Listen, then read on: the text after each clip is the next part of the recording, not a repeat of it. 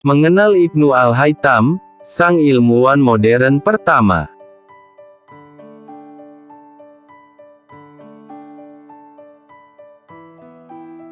Ilmuwan serba bisa ini bernama lengkap Abu Ali Al-Hasan Ibnu Al-Haytham. Ia lebih dikenal sebagai Al-Haytham. Dunia Barat menyebutnya sebagai Al-Hazen. Al-Haytham lahir di Basrah, Irak, pada 965 Masehi dan wafat di Kairo, Mesir, pada 1040 Masehi. Mengutip uraian dari sejarawan Ibn Qifti tahun 1172 sampai tahun 1248, Al-Haytham mengawali pendidikan dasarnya di kota kelahirannya itu. Bahkan, ia ketika dewasa sempat menduduki jabatan hakim. Namun, Al-Haytham lantas memilih meletakkan jabatan tersebut. Sebab, ia mulai menyadari minat dan bakatnya sebagai ilmuwan, alih-alih pegawai birokrasi. Meskipun sempat menolak, akhirnya pemerintah tak bisa berbuat banyak. Rezim saat itu, dinasti Buwayhid, kemudian menerima surat pengunduran diri Al-Haytham. Apalagi, yang bersangkutan sempat pura-pura sakit agar permohonan resign itu diloloskan. Masyarakat memang mengenalnya sebagai penulis brilian. Ia rajin menulis buku dalam berbagai bidang, mulai dari astronomi, fisika, matematika, filsafat, hingga sosial. Popularitasnya mencapai Mesir. Al-Haytham lantas hijrah ke negeri piramida. Ia diterima dengan tangan terbuka oleh Khalifah Al-Hakim dari dinasti Fatimiyah. Sang Khalifah ingin agar Al-Haytham membantunya dalam menyelesaikan proyek pembangunan bendungan di Sungai Nil.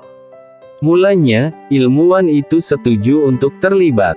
Apalagi, ia melihat pekerjaan tersebut sebagai peluang untuk menerapkan gagasan-gagasannya dalam bidang rekayasa engineering. Akan tetapi, ia lantas menyadari, rancangan dam tersebut jauh dari visi yang ada. Banyak pula bagian-bagian yang gagal sehingga banjir tetap meluap ke area sekitaran Nil. Al-Haytham pun mengungkapkan niat untuk mengundurkan diri dari proyek tersebut. Namun, Khalifah Al-Hakim menolaknya dengan keras. Lantaran khawatir akan keselamatan dirinya, Al-Haytham pun berpura-pura gila sehingga penguasa memenjarakannya. Beruntung, ia lolos dari hukuman mati sebab Khalifah Al-Hakim keburu meninggal dunia. Setelah itu, Al-Haytham pun dibebaskan.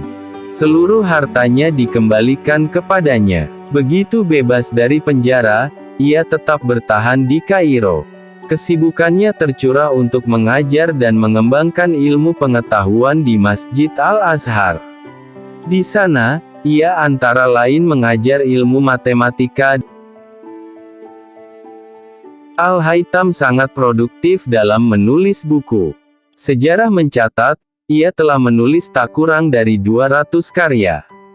Semua meliputi banyak bidang, seperti fisika, matematika, rekayasa teknik engineering, astronomi, pengobatan, psikologi, anatomi, dan oftalmologi, ilmu kedokteran mata. Dalam bidang optik, Al-Haytham bahkan digelari ilmuwan zaman modern sebagai Bapak Ilmu Optik Modern. Karyanya telah terhimpun dan masih dapat dijumpai hingga kini, yaitu Kitab Al-Manazir, diterjemahkan jadi The Book of Optics. Buku itu terdiri atas 7 jilid. Uniknya, ia menghasilkan karya itu saat sedang dipenjara selama 10 tahun di Kairo. Buku tersebut menjelaskan ihwal teori mengenai cahaya.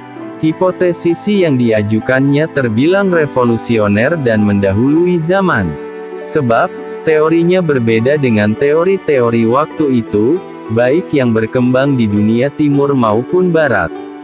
Sebagai contoh, ia menentang teori Ptolemy and Euclid yang menganggap, benda dapat terlihat karena cahaya yang keluar dari mata manusia.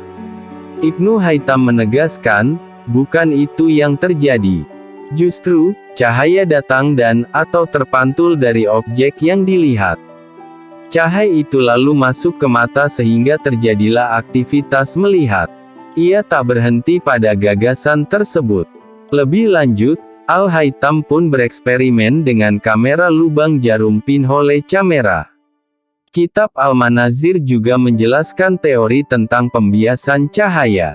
Di dalamnya, Al-Haytham menjelaskan ihwal eksperimen yang dilakukannya dalam memilah cahaya putih menjadi warna-warni pelangi.